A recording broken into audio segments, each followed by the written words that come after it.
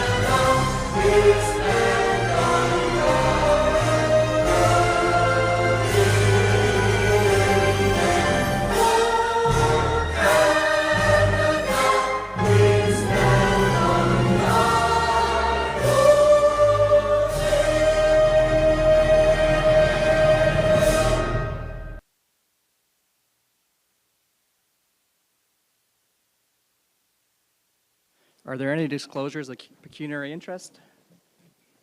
Seeing none, moving to approval of agenda. Are there any amendments?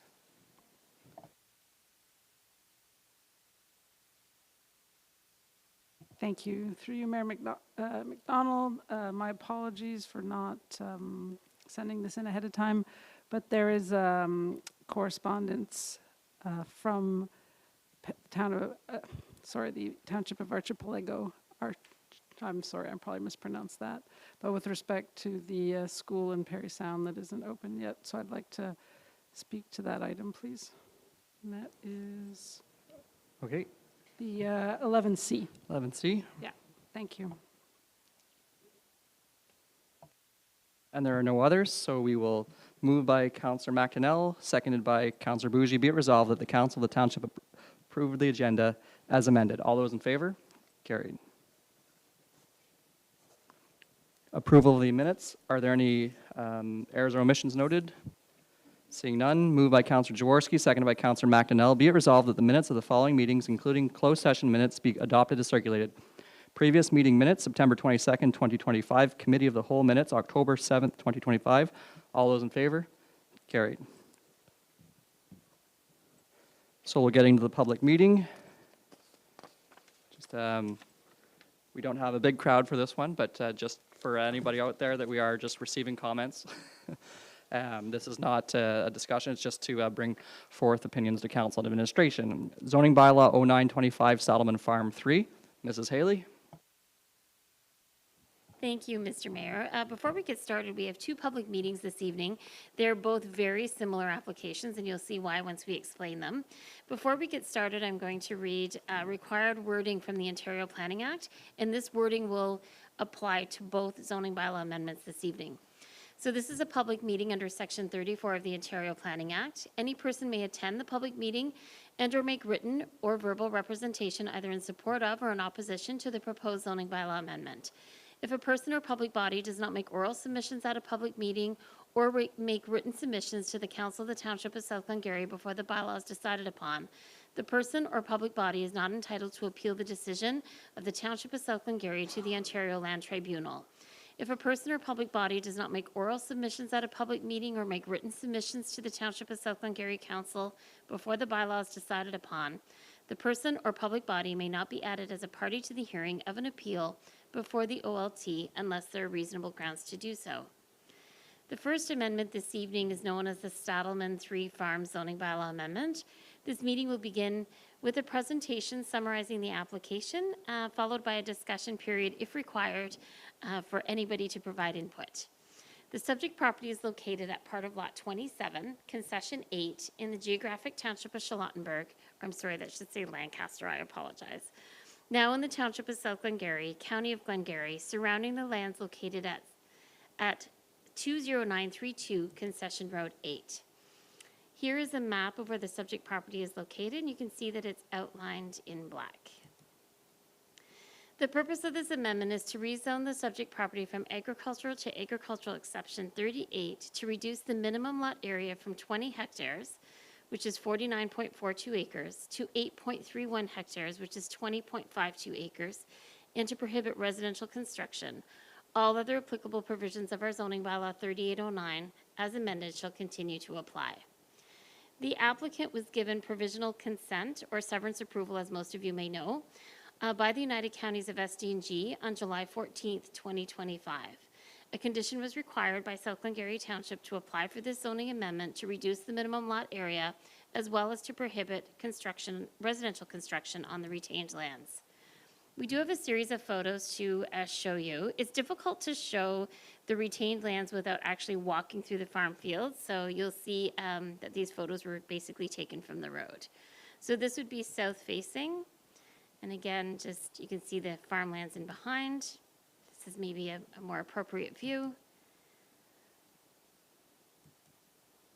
So a notice of public meeting was circulated to the neighboring property owners within 120 meters of the subject property. A sign was erected on the severed lands along Concession Road 8, and an ad was placed in the Seaway News, and all of this is required by the Ontario Planning Act. To date, we have not received any letters or comments regarding the proposed amendment.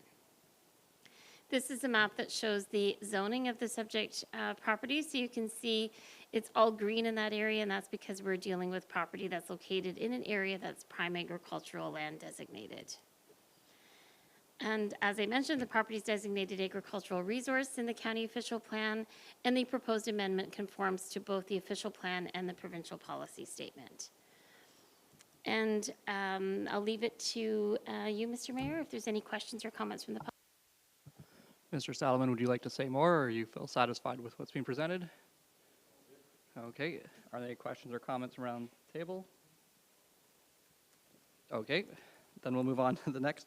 Zoning bylaw 1025, McDonnell Lang.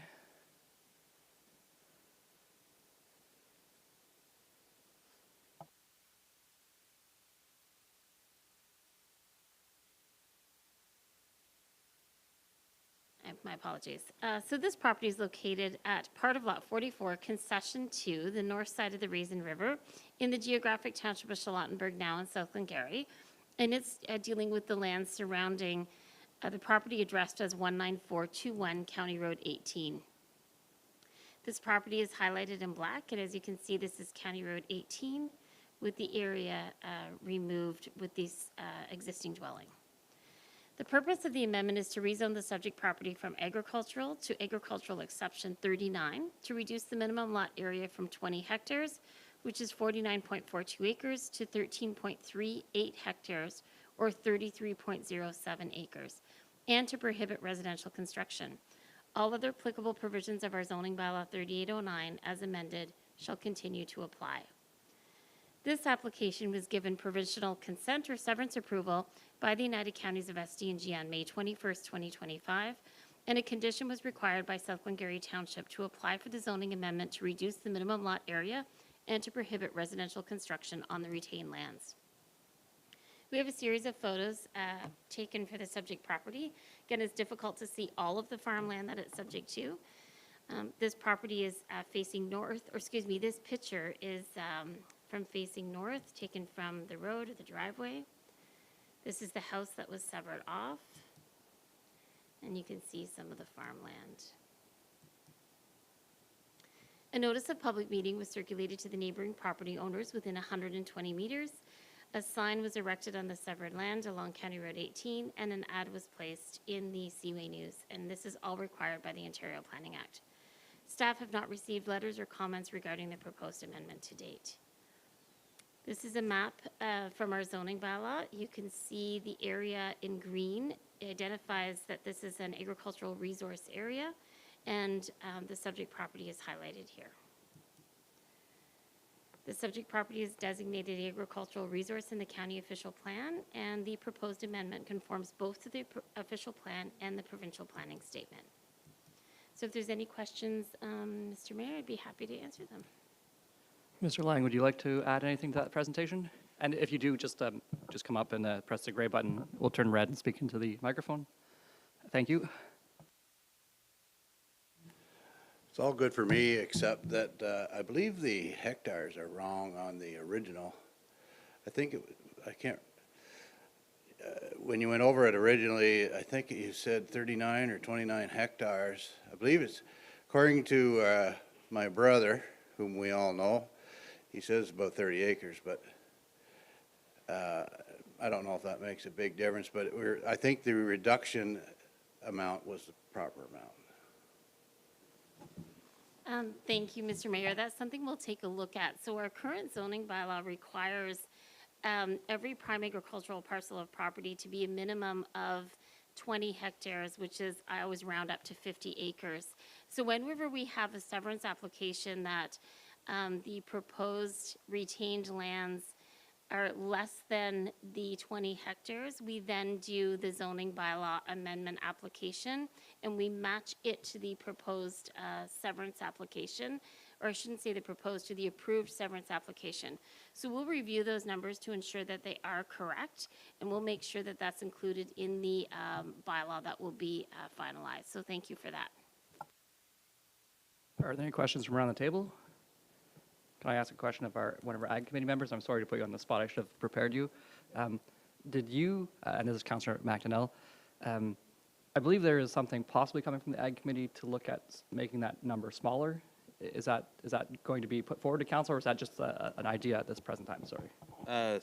Through you, Mr. Mayor, I don't believe so. I think if I recall correctly, and Ms. Haley can correct me if I'm wrong, because she was there, the Ag Committee sat down, I think, a year ago, maybe 2 now, and reviewed those numbers, and I think the committee found it was sufficient at that time. So I don't know that there's an interest to reduce it. I think it works well for the Ag Committee, and in these circumstances, obviously, it's unfortunate that we all have smaller fields, but for the most part, I think we felt those were the best numbers to protect Ag in general. All right, then I owe an apology to a few people in the community. I thought I took 10 acres as something that might be coming, so I may have misinformed some individuals. Mrs. Haley? Mr. Mayor, I can clarify that. Councillor McDonnell is correct that the 50 acres was reviewed, and the committee was satisfied that with that. Where the 10 acres is coming from is not on the minimum lot size. It's on whether you can have livestock or not. So close, but a little bit different. Excellent. I just wanted to make sure that whoever bought this property could do as they wished. And then, if you don't mind me asking, because I believe the other Mr. Lang sometimes does plow this or attend this field, especially the west southern portion. Like, I understand that we're keeping ag land. I know that sometimes he has mentioned going up and down it can be small. I'm not changing this one, but in the event that like the portion would be smaller on the west-south side, would we ever bring that with the severance just to make it a little easier for the ag? Because I think that left or west side, like, would it make sense? I'm not talking about this one, but like, is there ever an instance where the retained lot would give away also that west-south spot if it's hard to get to, I suppose, with the bigger machinery? Thank you for the question, Mr. Mayor. It's an excellent question. It's a question that we face on a regular basis when we're dealing with requested severance applications. And the answer to that is maybe, but probably more no. And the reason is the provincial planning statement permits houses to become surplus to the farming operation. The wording that is used, it requires the least amount of land possible to go with the dwelling, to include the dwelling, the septic system, the well, the driveway, and maybe an accessory structure like a shed, and the most amount of land possible to go with the farmland. So it's very rare to see parcels of properties that are more than 1 to 3 acres of land that include the house, because the goal is to protect the farmland. The odd time we might look at natural barriers or natural boundaries like municipal drains or tree lines that might maybe make the lots wider, but not in every case. So this is something that we work with applicants with to make sure that when they're applying, they understand why they have to apply the way they're applying, and hopefully they're satisfied with what they're applying. They may not always be, getting what exactly they want, but at the end of the day, they're still able to sever the house off with us following the policy. Counselor Jaworski? Thank you. Through you, Mayor McDonald, just because you opened the door. No, I wanted to ask, because my understanding is in these cases, there's very little, there's really very little reason why we would, why the zoning amendment would not be approved. I thought there was discussion of having ones like this go to like delegated authority to staff, or even in this case, again, like I feel like every time these come, to my point earlier, that there's really no reason on which to deny them. Is there a way we can like simplify the process so that folks don't have to pay, I'm assuming, the additional costs to go through this? So I'm going to answer that question in two parts, seeing as how you brought up cost. So we do have a delegated authority bylaw in place, and so that'll be completed by administration. And we'll allow for the remainder of the week for individuals or members of the public to provide comments, and then we'll work with our clerk to prepare the bylaw. Very few of these applications come forward because many times when we're dealing with disposal of surplus dwellings, they're able to meet the minimum lot area of 50 acres. That's why you don't see very many of them. And I believe this is maybe our third or fourth that we've done this year. And then we would do many more severances than that for surplus dwellings typically. From a cost perspective, we actually reduce the application fee for this type of application in comparison to a full zoning amendment because there's a lot less administrative work that's done on this type of amendment in comparison to a full zoning bylaw amendment. Also, the applicants don't need to prepare or provide planning rationales and things like that because it does conform to the policy. It's very, we wouldn't really even be able to say no or recommend no because of the reasons we've identified in the presentation and as you've stated. Thank you. So just so I'm clear, that's why this won't come back to council. Okay, got it. Thank you. All right. I noticed, did you have any comments you wanted to bring forward, or was that's okay? Okay. Okay. Well, no further comments, other than the whole, just make it as simple as possible, I think is, that makes sense. All right, so then with that, the public meeting portion is closed for the meeting. Thank you very much for your time, and have a good evening.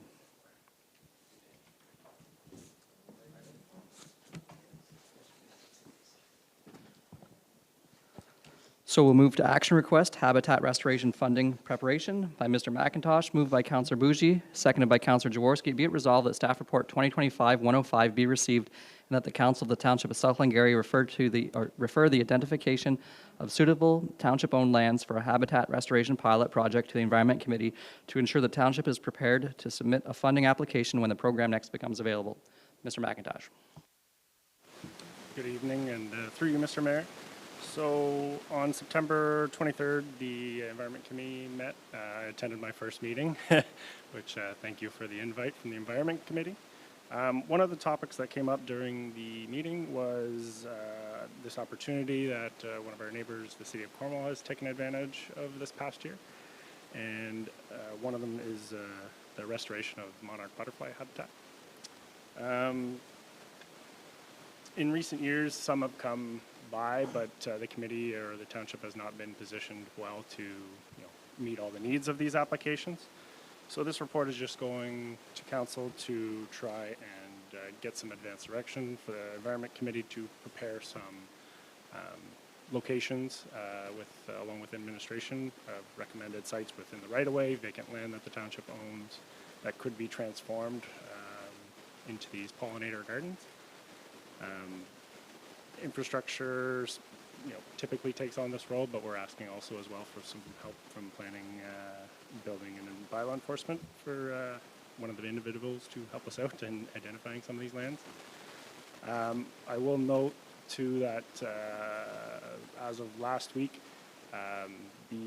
one of the project coordinators for this program had reached back out to us and said there was an opportunity that we could come back and proceed maybe this fall with doing something.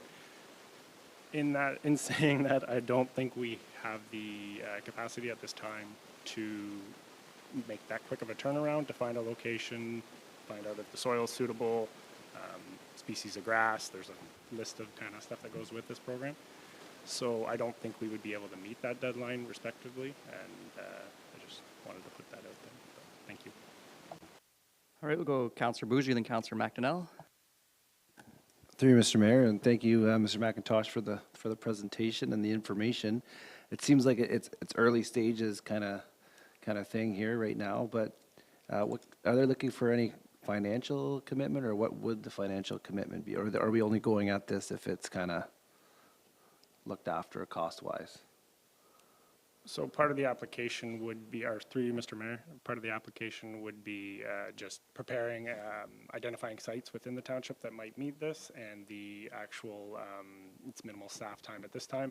And then if we wanted, if the applications were opened up, we would come back again and say, this is our chosen site, back to council, would you approve of this site going forward? And we would have some costs maybe at that time. But I'm not totally sure on 100% of what the financial implications for the actual physical work would be. Minimal staff time currently just to prepare these sites and kind of get a short list of sites. Just before, I know South Dundas, I think they had one in 2022-23 on their waterfront in Morrisburg, so that might be a good person to get an idea of the scope. Councillor McDonnell. Through you, Mr. Mayor, thanks for the report, Mr. McIntosh. I don't want to spend any staff time on this at this point. I don't think it's worth, or the value is there.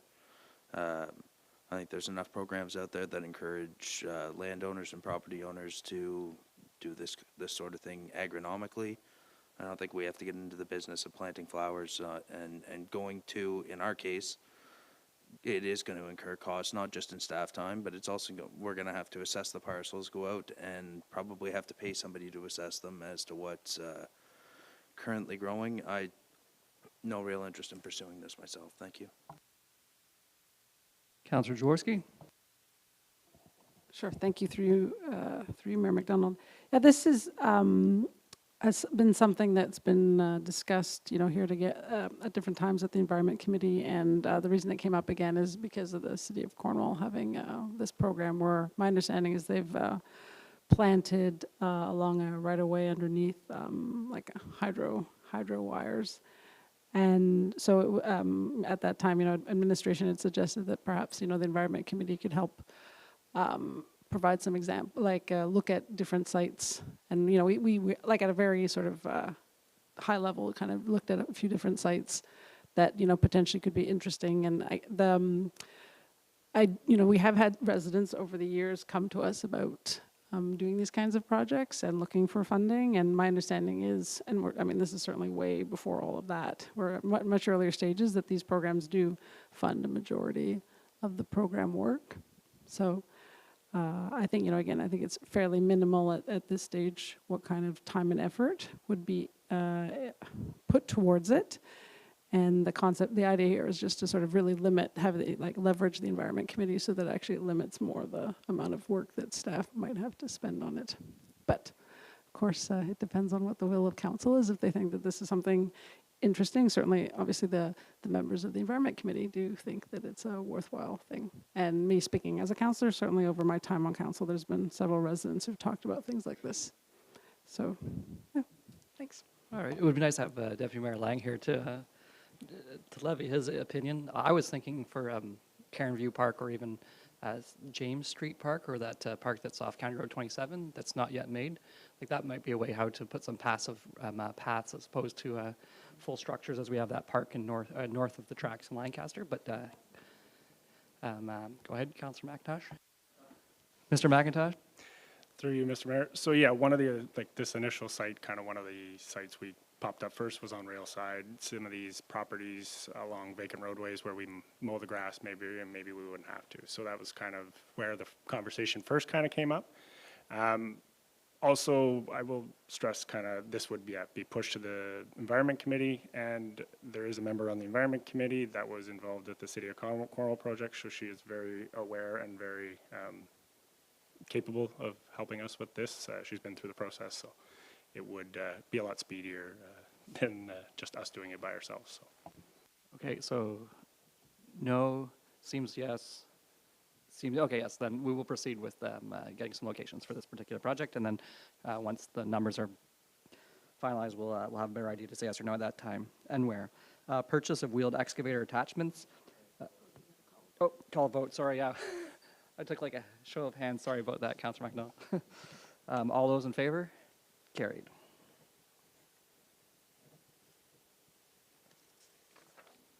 Sorry about that, and thank you for reminding me. Purchase of wheeled excavator attachments, moved by Councillor Jaworski, seconded by Councillor McDonnell. Be it resolved that staff report 2025-113 be received and that the Council of the Township of South Glengarry direct administration to purchase the attachments for the wheeled excavator for a cost of $117,750, excluding tax, to be funded by the Roads Equipment Reserve. Mr. McIntosh. Thank you, through you, Mr. Mayor. So yeah, on June 9th, our council awarded the supply of the wheeled excavator lease for the 5-year lease. In that cost was included the borrowing or the leasing of the equipment, in which we would own the attachments at the end of said lease. During administration's discussions and negotiations with the successful vendor, it came about that there was a significant cost to that borrowing of those attachments, enough that administration felt it prudent to come back to council, kind of to give an opportunity for discussion at saving some of that borrowing cost with some additional funds that we had already had in the reserves. So yeah, the cost of the attachments were $117,000 for various buckets, grapples, and the mulching head. As of today, we received the final invoice for those attachments, and I will say that after HST, it is actually $108,000 roughly, not the 117. We've got updated numbers, so just want to add that. Yeah, thank you. Thank you. Are there any comments about this? Okay, call the vote. All those in favor? Carried. Moving to direction to proceed with Parco Village Engineers Report. This is Mr. Fothrop. Thank you, Mr. Mayor. Through you. Do you mind if I read the resolution first? Yep, Sorry. my apologies. I was slow turning the page. That's my fault. Moved by Councillor Bougie, seconded by Councillor Jaworski. Be it resolved that staff report 2025-106 be received and that the Council of the Township of South Glengarry direct administration to proceed with the project to update the engineer's report for Parco Village Drain in accordance with Section 78(1) of the Drainage Act, RSO 1990, CD 17. Mr. Fothrop, sorry about that earlier. Yep, that's okay. Thank you, Mr. Mayor. The municipality has a municipal drain called the Parco Village Drain. It's located along Highway 2 in the vicinity of the former stable, River Run Stables, just east of Stonehouse Point. It was declared or accepted as a municipal drain in 1978. And there's a sketch in the report that shows an original drawing of the portion of the municipal drain itself, in which you can see on the screen. There used to be a set of cabins and a lodge and a restaurant that was called Parco Village. In order to improve their property, they had piped the drain across the property with a corrugated steel pipe culvert. And in 1978, the municipality accepted that as a municipal drain. And so now, years later, we've had some issues in recent years with a sinkhole forming. There was a breach in the pipe in which our drainage superintendent went out and completed a repair. And they identified the condition of that culvert as being in need of repair in the not immediate future, but within the next few years, where we likely expect that somewhere in the next few years to 5 years, that pipe will need some sort of remedial measures. And so what we're looking to do with this is retain an engineer to evaluate some design options. For municipal drains, in order to change it, the drainage report needs to be updated, and depending on what option we eventually go with, The alignment of that pipe is a concern. It falls quite close to an existing garage structure. And so replacing it sort of with conventional excavation methods will be a challenge in the current location. So what we expect from this report would be to evaluate the costs. So cost might be to put a liner through it, which would extend the life of that pipe. Another option might be to relocate it and put a new pipe in a different location that's more easier to access. We appear to, at the moment, have property owners that are willing to consider an alternate location for the pipe. Another option might be to relocate that outlet somewhere further east where there's a vacant parcel, which potentially could allow us to have that, allow it to be an open ditch as opposed to a piped water course. So what we're seeking today is direction from council to proceed and engage an engineer to provide a quote for that, to produce that study. All right, thank you. Are there any questions or comments of this particular report? Councillor Jaworski? Thank you. Through you, Mayor McDonald. So, in the report, it states that like the catchment area that's being drained, it's fairly limited. Do you have a sense of how many? I'm sorry if you said it. How many property owners are impacted approximately?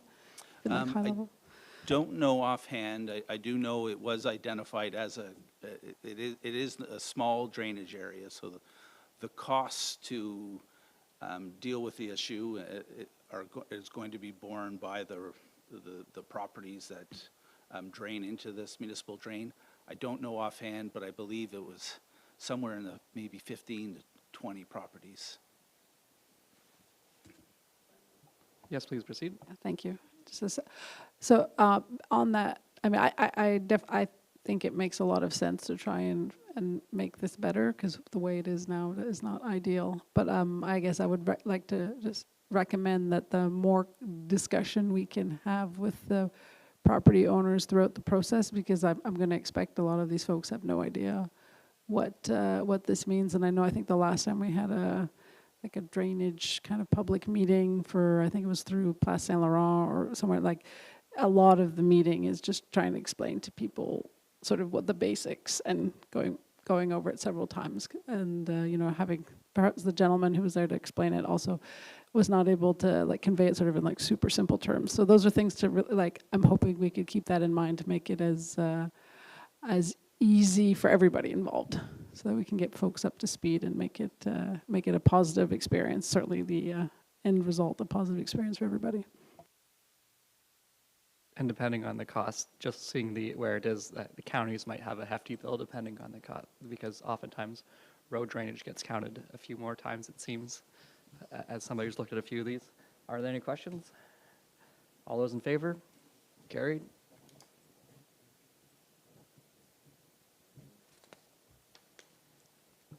Reallocation of funds, Charland Recreation Center, Ms. Harbers. Moved by Councillor McDonnell, seconded by Councillor Bougie. Be it resolved that Staff Report 2025-107 be received, and that Council approves the reallocation of capital maintenance funds budgeted for the 2026 for the beam painting project to the replacement of the water softener system at the Charland Rec Center. Ms. Harbers. Good evening, Council, and through you, Mr. Mayor. So in 2025, we budgeted $55,000 to refinish the purlins on the arena facility, specifically in the ice arena portion, knowing that we could potentially be pushing that if we were to get the funds to redo the roof and siding at this facility. So now that we have received the funding to do that project, we were going to be including it as part of that project anyway, so that all that is being done at the same time. So we currently have a softener system in the arena refrigeration plant room, and it has reached its end of service life. So due to the water quality at the facility and the damage that it can impose on our equipment, we are recommending that we do replace it as soon as possible. And in order to do this, we're recommending that the funds originally budgeted for the beam project be allocated towards this project. It's expected that this work will cost approximately $30,000, so we will still have remaining funds to go towards the arena project. Those remaining funds can still go into 2026. So unless council has any questions, we're looking to reallocate those funds. Thank you.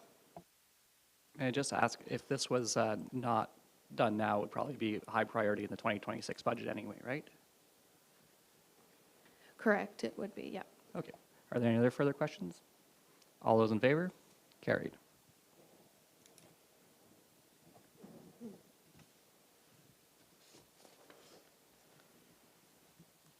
8E, award RFP SDG 2025-01 voting system for 2026 elections by Ms. Campo.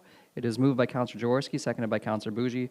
Be it resolved that staff report 2025-109 be received and that the Council of the Township of South Glengarry award RFP SDG 2025-01 for the supply of a telephone and internet voting system for the 2026 municipal election to VOATS, or Votes Canada Limited, and furthermore, that the General Manager of Corporate Services Clerk be authorized to sign all applicable documents. Ms. Campo.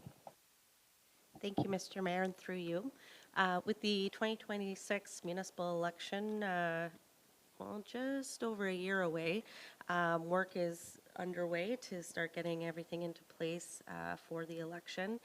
A couple of months ago, the clerks of the lower tier municipalities in SDNG, as well as the City of Cornwall, issued a RFP for a online and telephone voting system, and also paper ballot tabulators, which we will not be utilizing here in South Glengarry.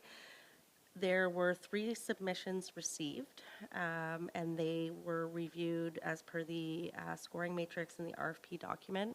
The review committee consisted of all of the clerks for the participating municipalities, as well as the director of IT services for SDG counties and the City of Cornwall's procurement division.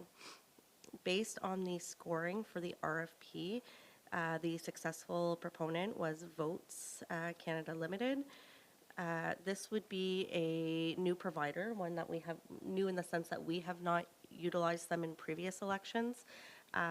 However, we found their submission to be of excellent quality, meeting all the standards of what we were looking for, and upon doing some reference checks, we did learn that there's a group of about 8 municipalities not too far from here who utilized them in the 2022 election and have already signed them on for 2026, and they were quite satisfied with their services. So I'm recommending that we proceed with entering into an agreement with Votes Canada for internet and telephone voting. And just as an aside, happy to report that I have confirmed with Votes Canada that they will be able to provide reporting based on the number of votes received per candidate per poll area, as defined in our the Elections Ontario and formerly MPAC polling areas for the municipality. So that report that you got a few elections ago will be able to provide with this provider, particularly due to the fact that we don't have paper ballots that would skew those numbers. So subject to any questions from council, we would like to proceed with entering into this agreement. Councillor Jaworski. Thank you, through you, Mayor McDonald. Not a question, but a comment. Really happy to see that it was the whole area, including the City of Cornwall, that was involved in this. So I'm assuming that that meant favorable economies of scale when the companies put in their bids. So thanks for being part of that. And I think former Mayor Warden would appreciate the poll information. He's keen on it just as I am, so thank you for pointing that out. All those in favor? Carried.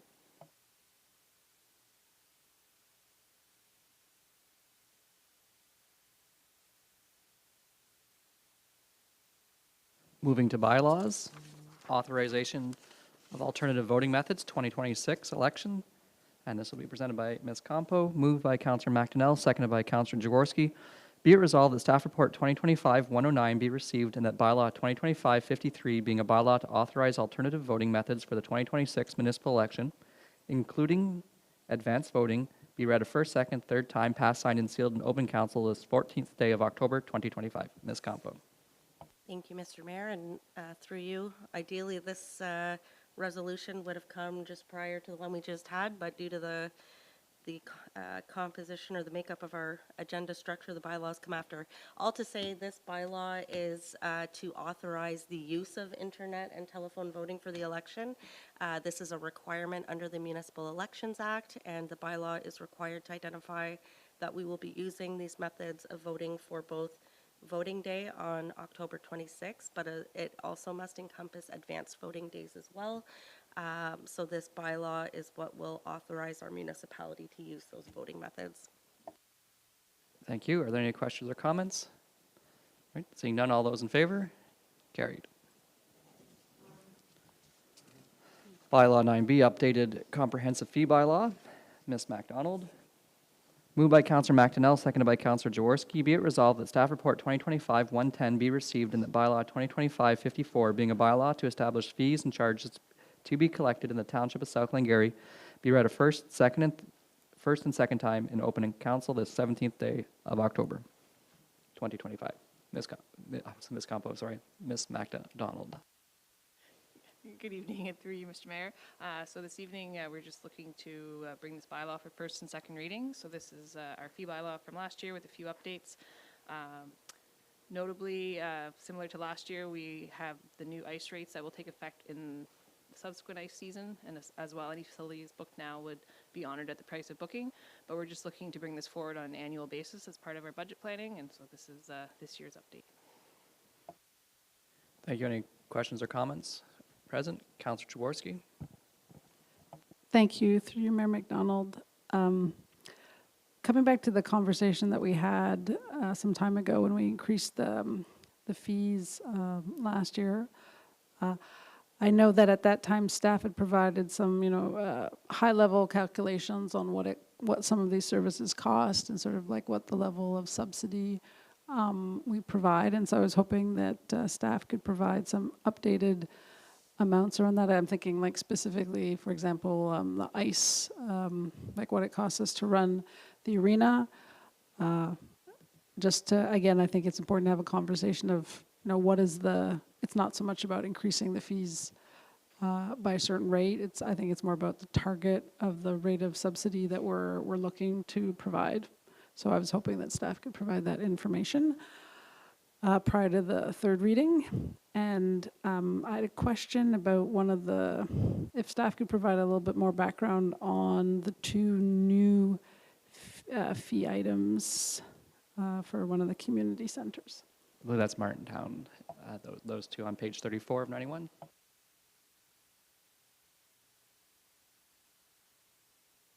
Through you, Mr. Mayor, would that be the fee for the seniors room? Yes. So I believe previously we didn't have a rate in place to rent that room out. So this has now been put in place to allow anyone within the community who would like to use that room. It's just the rate for that space. And I know that in these times we have a few moments to get them, like further comments if we don't have them presently. What would that date be that we'd have to get back to you with comments outside of this meeting? Our preference, and I'm sure my clerk's preference, would be if it would be prior to the next agenda deadline, which would be next Tuesday. As well, we can try to get that information regarding the rate for the arena, but we might not be as exact as you. Yeah, we can certainly do a high-level look, though. I know it's something that we looked at last year, so we could give you a better update. I just had one comment. I think I quickly looked at the non-construction residential rate. So if the ice rates had to go up 10 instead of 5, I'd be okay with that because it just makes sense on the cost of the arena as a structure. That being said, they could go up 8, which would make a funny number, but that's more accurate. And then just looking at our ice, and I know we had a big conversation about that, so we don't need to reopen it. I would always be open to having the Optimus rate, school rate, and move to slowly be the same, like where one advances a little bit more. I think there's 3 of them there. And training ice, where eventually they're all the same. Counselor Jaworski, am I looking at something wrong? No, I'm just saying, like, training ice is booked like within 24 hours of when it's used. So I would just suggest if you want that one to be the same as you're discouraging like getting the arena filled up at last minute when there is availability. Okay, then maybe the Optimus rate to the training rate would make, but that's just a thought. We don't need to have that full conversation now, but like it might be something a future councilor or us want to look at. Enough for me. Any further questions or comments? All those in favor? Carried.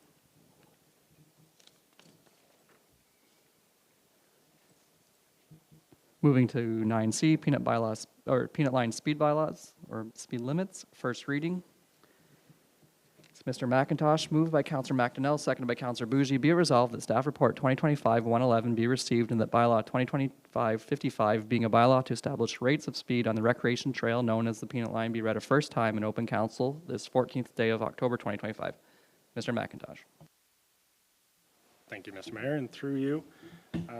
So through some of our reviews of the Peanut Line Trail, was found, Peanut Line Trail is defined in our recreation standards policy as a recreational trail. So we also noticed that it does not reference the speed limit, maximum speed limit for this trail. Peanut Line is utilized by many different user groups through the community, and farm equipment, and occasionally some road vehicles. Conditions of the Peanut Line vary from east to west, and we're always getting comments about vehicles traveling at high rates of speed on this on the Peanut Line through various sections.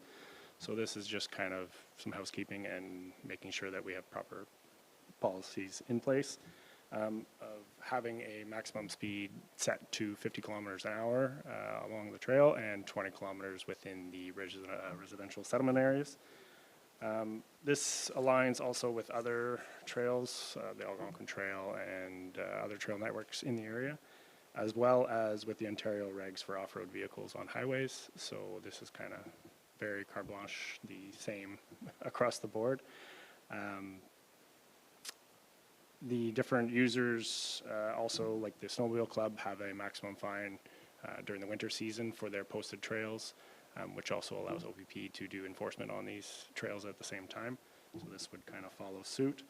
And upon successful first reading of this bylaw, we would be notifying local user groups of this intended change and getting feedback from them.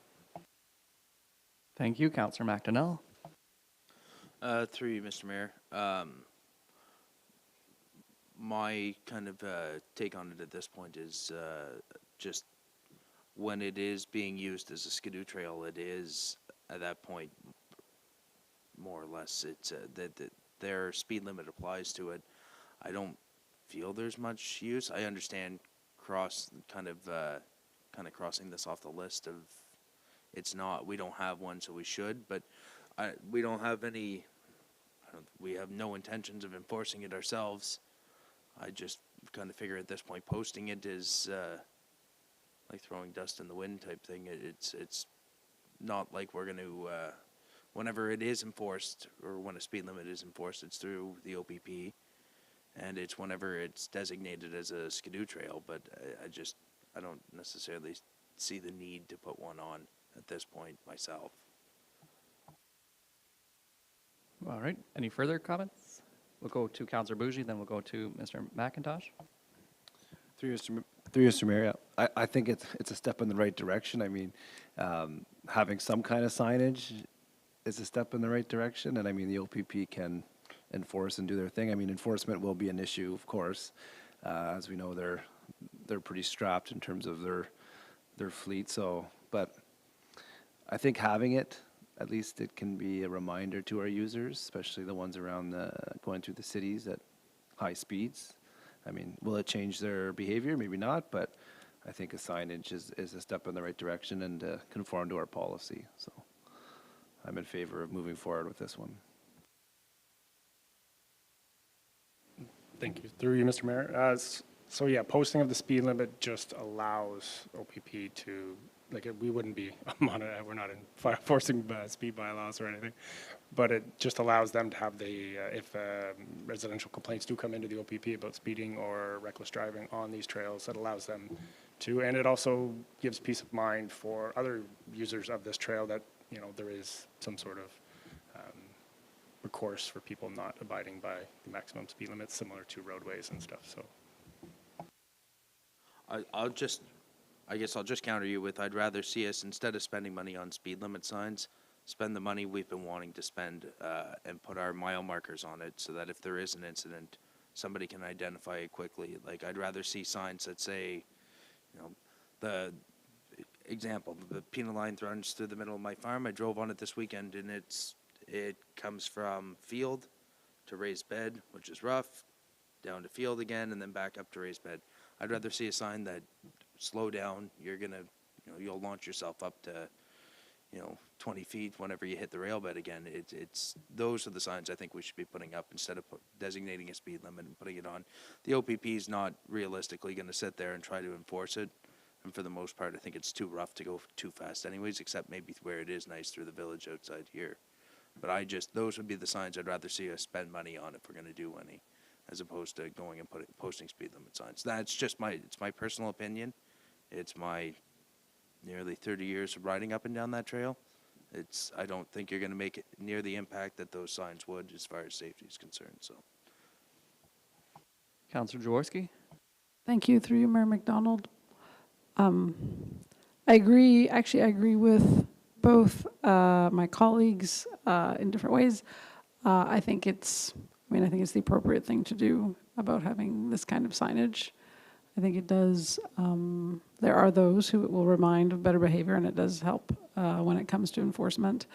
But I also agree that we should be putting up those, ensuring that we have all the mile markers that, you know, we've discussed, because I think that's also a big element of safety for when there is issues. And as I recall, these signs are not fair. It's the installation that I understand is what costs more. Like, these signs are not particularly expensive. So if we're gonna go out and put out signs, I think we should, you know, try and do as much of both as we can.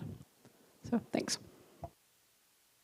So then I suppose we will proceed with this support, but do keep in mind, perhaps, as we're putting up the signs for speed, if we can put up the mile markers at the same time, if we can get numbers set, if we don't already have them up. And then if there are any very dangerous spots, perhaps there's some appropriate signage to say, like, hey, slow down, keep them safe. And then for the South Glengarry sprint team, I guess we're going to have to move because we were training the village and we run too fast. All right, all those in favor of the motion as read? Carried.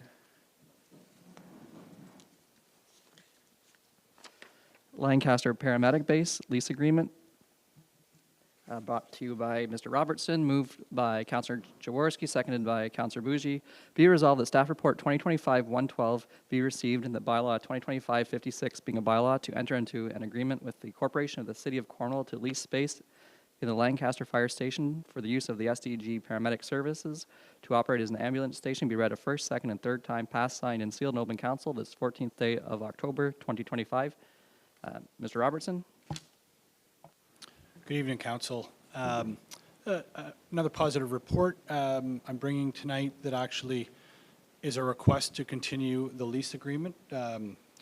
Cornwall SDG Paramedic Services have committed for another 10 years to maintain their presence in our community with a base out of the Lancaster Fire Station.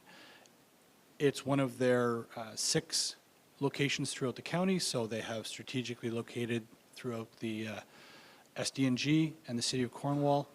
So the agreement, in essence, would be carbon copied from the past agreement that expired at the end of 2024.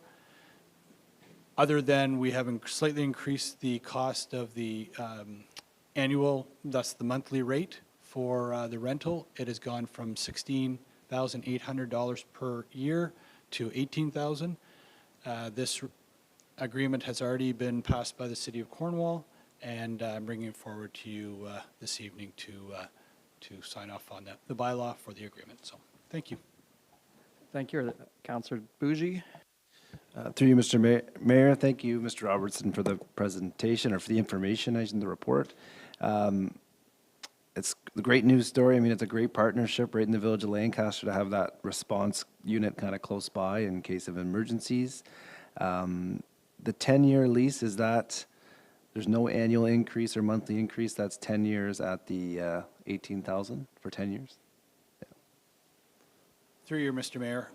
We did have discussions about should we be changing the fee structure, should it increase, those types of things. We think they are very much a community partner and providing a service for our residents. So and we've looked back over our costs over the last sort of number of years, and we're confident that this at least meets our costs. So. Any further questions?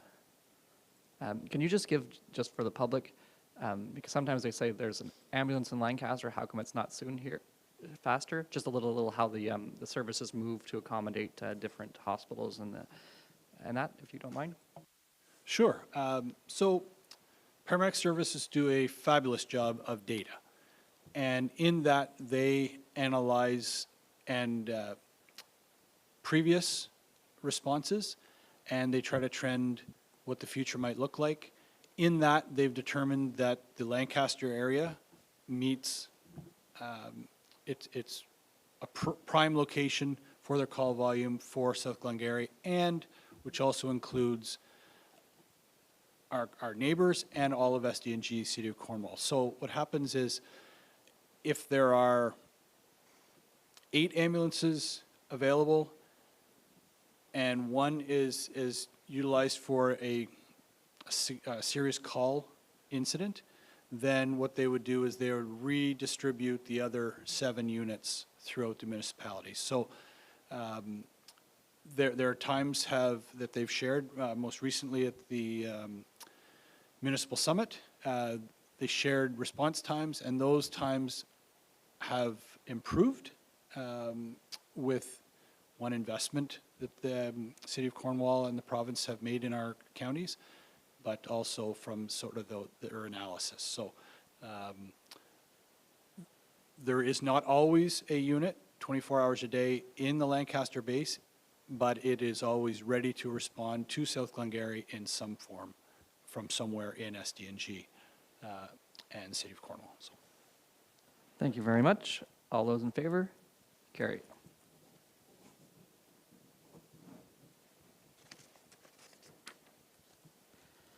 Key information reports, notice of intent to designate Glengarry County Archives. Ms. Campo? Thank you, Mr. Mayor, and through you. The intent of this report is to advise council that the township has received a notice of intent to designate the Glengarry Archives building in Alexandria as a heritage property from the township of North Glengarry.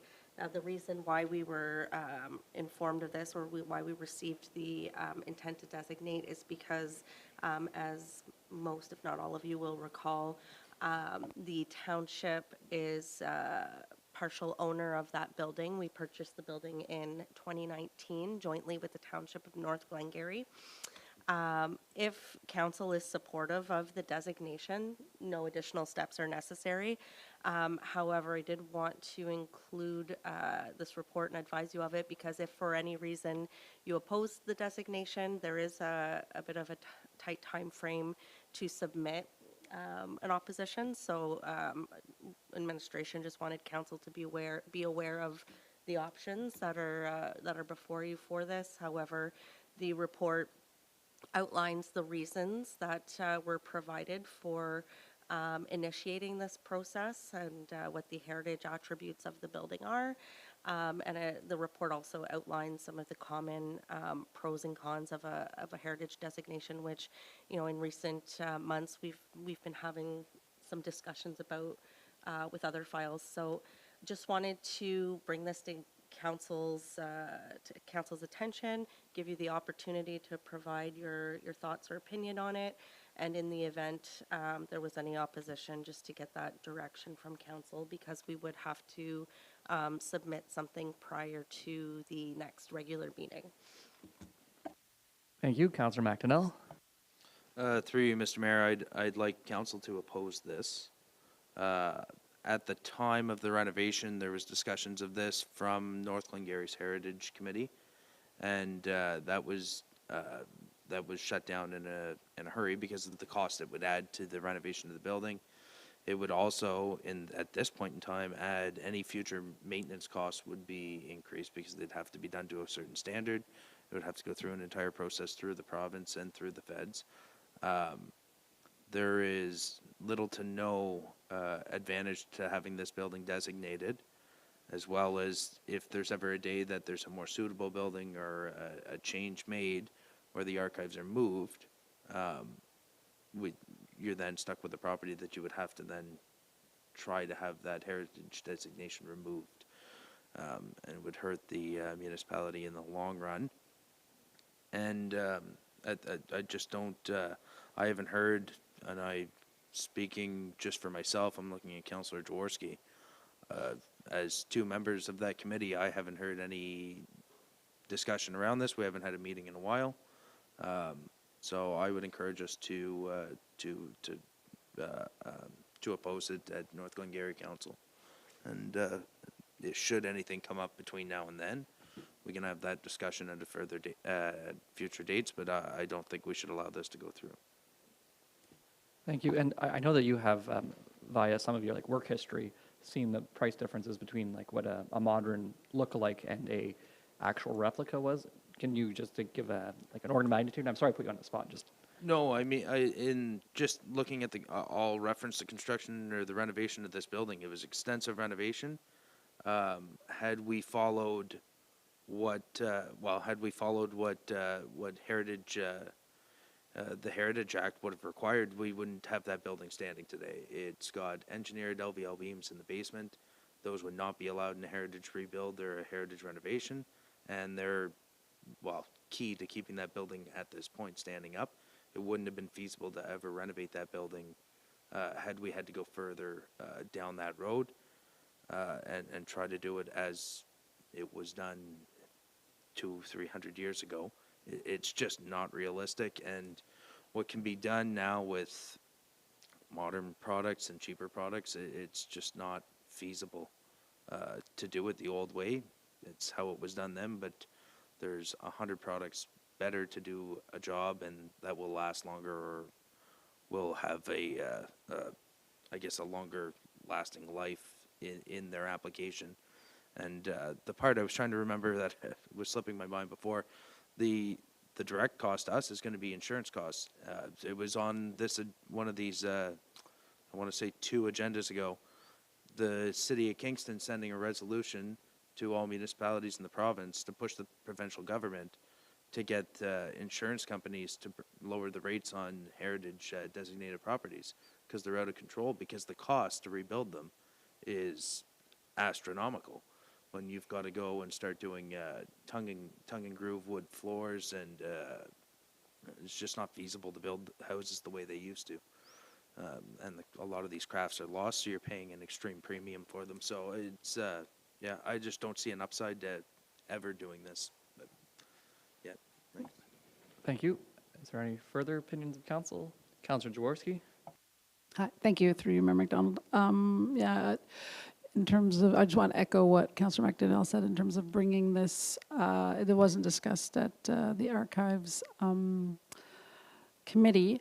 One thing, I'm not opposed to heritage designation on its face, but I think part of what makes me a bit uncomfortable here is I'm not really clear with North Glengarry, when something is designated heritage, what exactly does that mean? Because, again, I'm certainly not expert in these things, but my understanding is that there's quite a bit of leeway in terms of once these designations are made, is it, like, are we saying it's just the exterior of the building, that needs to be kept in a certain, flavor, or, to like the examples that Councillor McDonnell was saying, that's another end of the spectrum in terms of like the materials that are used in the interior.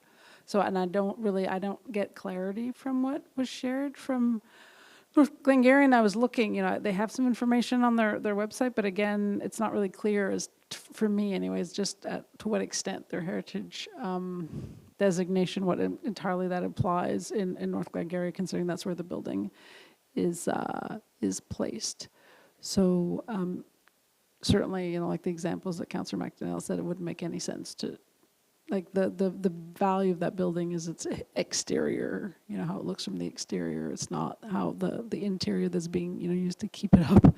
So I think, we would need clarity, I think, on what this designation really means in their context, and we don't have that, at least not at this point.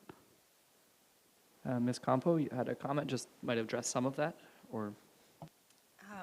Thank you, Mr. Mayor. So it's my understanding, and through my recent research on heritage designations, that the components that are protected have to be identified in the bylaw designating. So typically with a designation bylaw, there's a schedule that outlines what's been identified as a heritage feature, and those are the features that are protected. So it wouldn't necessarily mean that any alteration would be subject to the Heritage Act, but in this case, they in the notice they reference the roof. They do make reference to certain the original limestone of the building. So there would be certain components there that I think would come with a price tag if it came to altering or having to renovate. We do, Mr. Fawthorpe and I do have a meeting on Thursday morning with some of the administration involved at North Glengarry's end. Unfortunately, we weren't able to set that up prior to tonight's meeting, but we did, when we received this notice, want to get a little bit more information.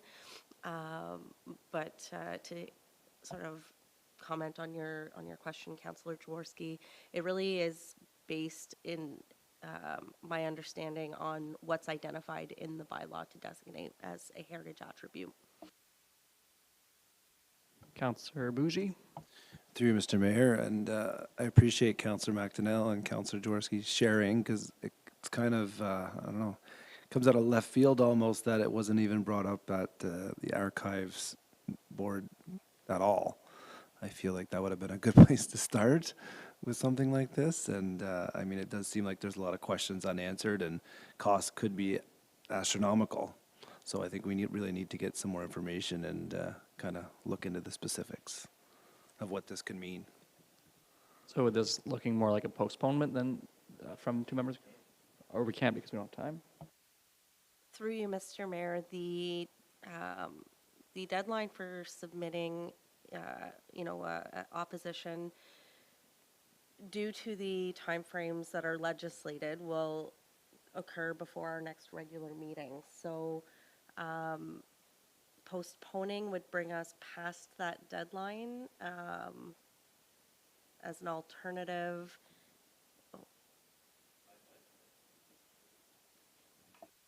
Through you, Mr. Mayor, I think at this point, if they haven't made any real outreach to council or to the municipality, we're the ones that got the notice and had to go chasing them for information. They're not the sole owner of this building if they're the ones that are initiating it. I think at this point, if we just refuse it, and if at a later date we see the value in pursuing this, then we can do it at that point. They can resubmit with their blessing. But I think at this point, there's no clarity as to what this is going to cost the municipality and what it's going to cost the taxpayer. I don't think it's, well, one, fair to even the committee, let alone the taxpayer to go through with it, or even for North Glengarry to bring this up. So I'd put a motion to oppose it at this point. Okay, just to summarize, right? So usually it's either the township or the owner that will ask for a designation or try and say, like, this property we wish to make a designation. So us as the owner, we're not the ones, it's the township. The owner by the board appears to not have had this conversation or a representative there. And then from Ms. Campo, depending on how that bylaw is written, it could be everything from like the simple design, as I say, limestone, it says hipped roof, balanced facade, arc lintel depicts, like, but as you mentioned, Councillor McDonnell, is that, like, it could be more, and then that gets expensive for things that aren't just aesthetic. Like, it would be structural, and, milling a log in the basement is probably harder than getting some prefabricated trusses. Just a perfect example of just those two. The limestone, of course, yeah, it's just been repointed and it's going to be good for a while. But example, that roof, it's probably a 20-year roof. But at that point in time, councils of the day might decide we don't have the available funds to do a standing seam roof again. And it's double the cost of our standard tin roof. So you're handcuffing at that point just over the tin roof, and it's not worth it well, in my opinion, it's definitely not worth it. It looks very nice from the few angles you can see it, but in the long run, it might not be the option that's left for there. And again, if for some reason the township's ever divested of it and it was used as a legal office, for example, it really handcuffs buyers and would probably deter a lot of buyers at that point in time. So I don't think, personally, it's just craziness that it's even coming this way. So then, as Councillor McDonnell wanted to put a motion forward, do you want to, I know you're not in favor of it, do you want to put that motion as a positive that you can defeat, just to make it so we're voting, like, like a motion to accept it, but well, you don't want to motion that. Sorry, I'm just trying to make it so we don't vote a no for yes. But you want to defeat it, so can we write the motion?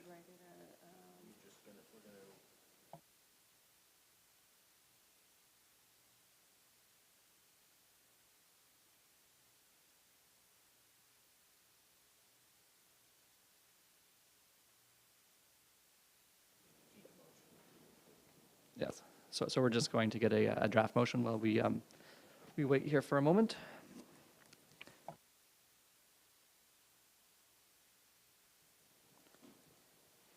Well, I asked this, do I have the authority to just skip ahead to boards and committee meetings? Are there any, okay, good, Councillor Jaworski. It looks like we're gonna vote in favor of opposition. But I just hope that when that gets shared with North Glengarry, that there's context as to, we still want to have good neighborly relations. So if we could put that context there, that it's, there's a big lack of information. And also, I just couldn't help myself with a comment about Councillor McDonnell's comment about the 20-year roof. I sure hope that roof's going to last more than 20 years, or else I invested far too much in my own. But thank you. That is good context. We just don't want to handicap somebody in the future, including future municipal budgets. So it's prudent to get more information.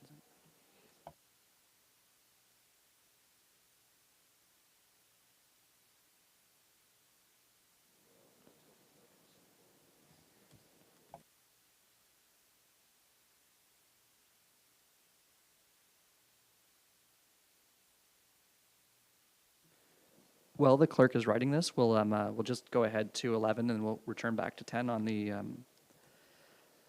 agenda. So 11C, Resolution Parry Sound Mega School. Councillor Jaworski, you wish to speak about it? Oh, yes, thank you, through you, Mayor McDonald. I don't know if members of council might remember at AMO that I asked a question of the Minister of Education that used this specific example of sort of an example of lack of transparency and general issues when it comes to school board capital funding. Just as to refresh the context on this is that there's supposed to be a new school built in Parry Sound that was going to be JK to 12. It was meant to be opened for this school year in September, and the community was made aware through work of their council that the school was not going to be ready, and the school is still not ready, and so grade 9s to 12 right now are doing online learning. And furthermore, when this school is going to open, if it's opened in the next, before the end of the school year, it's unclear, it'll be 200 students over capacity. So again, it's a repetitive example of capital planning for schooling that is woefully inadequate and doesn't meet community needs. And in this case, the planning issues have actually they've actually taken away the school from the community for the time being. So I wanted to bring this to council's attention. Obviously, it's no secret that community schools is something that is of, that I'm very passionate about. And I think with all the conversation right now at the provincial level with respect to the province potentially, probably eliminating public school board trustees, that it is important to have a community voice when it comes to things like that. So like examples like this. So I would like to propose that we have a support resolution for Archipelago. If anyone else, if there's support from members of council. There be support? Okay, yes, there is support. We will have that ready for next meeting as support of the Archipelago resolution. I'm just going to look at this resolution drafted.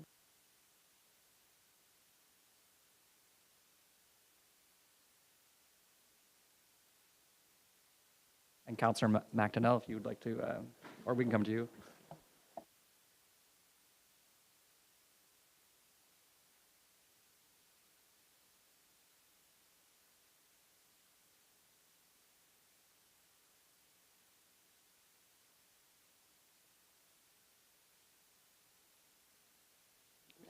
Can I get a seconder for this motion? Okay, so it will be Councillor Bougie. So it will be moved by Councillor McDonnell, second by Councillor Bougie. Is that recorded?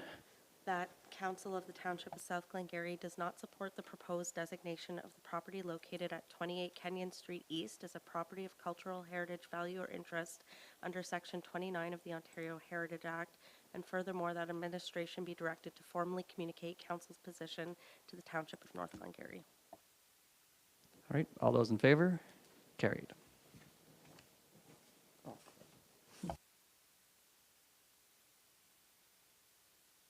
Just carried the consent agenda by writing on that. Moved by Councillor Bougie, second by Councillor Jaworski. Be it resolved that the council accepts the items listed on the consent agenda.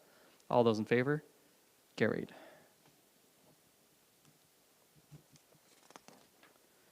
Boards and committee updates. Were there any committees that were active? Councillor Jaworski. Thank you, through you, Mayor McDonald.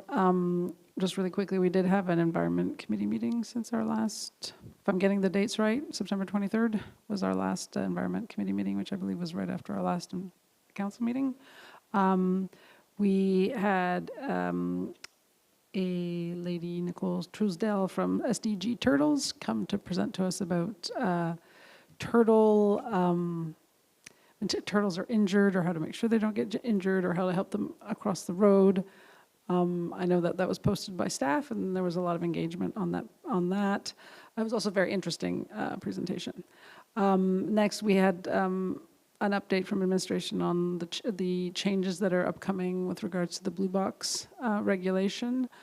I'll let staff provide further detail on that, but sort of the overall theme is that the targets for diversion are being relaxed. So it's something that we need to keep on top of, because that will likely have an impact on our waste stream. If the pressure is not there, the support isn't there to keep recycling at the levels it is today, where's the recycling going to go? If it's not going to recycling, it's going to go in our landfills. So we need to keep on top of that. And then we had an update on, the changes at the landfill, some of the changes that have been, put in place recently to improve residents' experience and also make it easier for staff to be there to support it. And it was discussed about potentially having another tour of the landfills like next spring to see some of the changes. And so putting it out there so that maybe when we do get to more of the planning, that members of council could come and have a chance to come and see the improvements that have been made at the landfill sites. Thank you. Did you have a comment? Or okay, good. I just didn't want to miss you.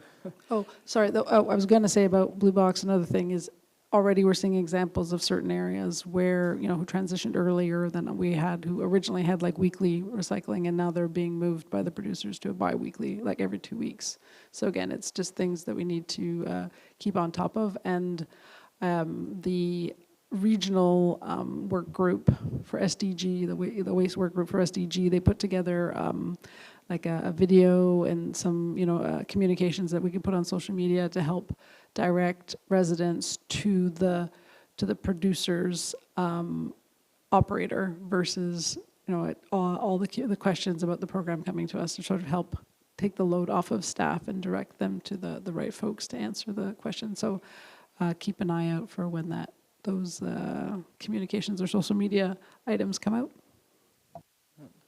Well, that's a good something to keep in mind, because moving from every week to every second week is a step backwards, and I think our council typically doesn't like to take a step backwards. We have no control over that in this specific instance, but it's who likely will be seen as the person changing it. So that's good for administration to keep an eye out for that, because that will eventually fall upon us somehow, whether it be phone calls or every second week recycling by the municipality to fill in the gap.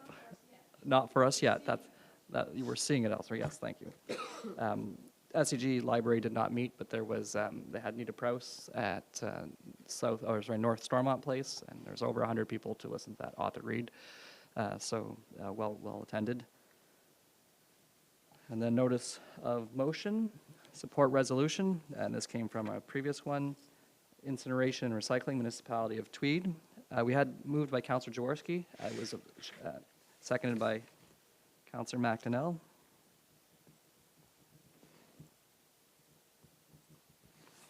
Be it resolved that the Council of the Township of South Glengarry hereby supports the resolution, or did you wish to speak to it whenever? Resolution passed by the municipality of Tweed attached hereto, and further supports the creation of a province-wide working group to investigate opportunities for waste incineration and more robust recycling programs, ensuring that waste disposal issues can be resolved quickly, efficiently, and effectively. And furthermore, that this resolution be sent to the Premier of Ontario, MPP Nolan Quinn, and the municipality of Tweed. All those in favor? Carried.